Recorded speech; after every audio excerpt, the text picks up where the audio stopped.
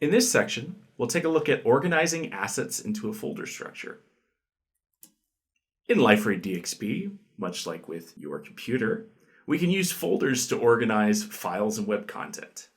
Now, these folders can be created in the web content or documents and media sections within our site menu, as well as those same sections in an asset library. In Liferay DXP, you need to remember that users need the appropriate permissions to access the content within those folders, and folders can be nested into multiple layers to aid with organization. When uploading files to Liferay DXP, we have the option to upload them one at a time or in batches with a multiple file upload. We can upload those files at any layer within our folder structure.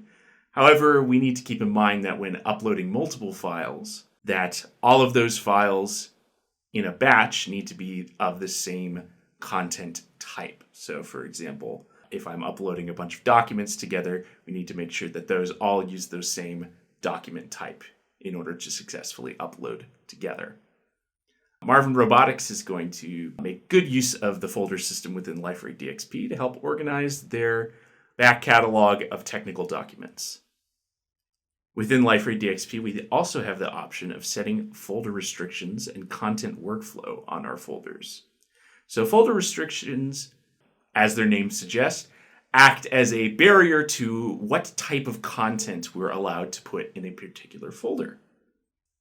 So it allows us to choose specific document types or structures that can be included within that folder. So for example, we wanted to limit a folder's content to a particular type of document like a HR form or something like that. We could do that using a folder restriction.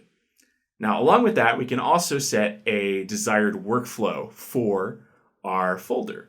We'll talk about workflows a bit more in another module, but for now, we can think of it as a review process. So essentially, we can say what sort of review process we want all of the content in a particular folder to go through when we set our folder restrictions. And these workflows can be configured for documents and media and web content, which makes sense since that's what we're restricted to putting in our folders. So within its previously created asset libraries, Marvin Robotics is going to create the following folder structures to make use of Liferay's folder system. We're going to have a product assets folder with some subfolders for product images and product descriptions, as well as a technical documents folder with some subfolders for warranties, user manuals, and product specifications. We've reached our knowledge check for this section, so I'm going to go through the questions here. Users from Marvin Robotics can manage their large volume of technical documents by creating and using blank.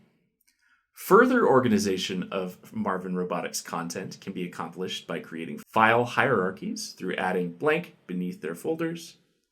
Should they wish to restrict access to their content, Marvin Robotics can apply workflows through folder restrictions for both blank and blank. Go ahead and take a minute now to fill in those blanks.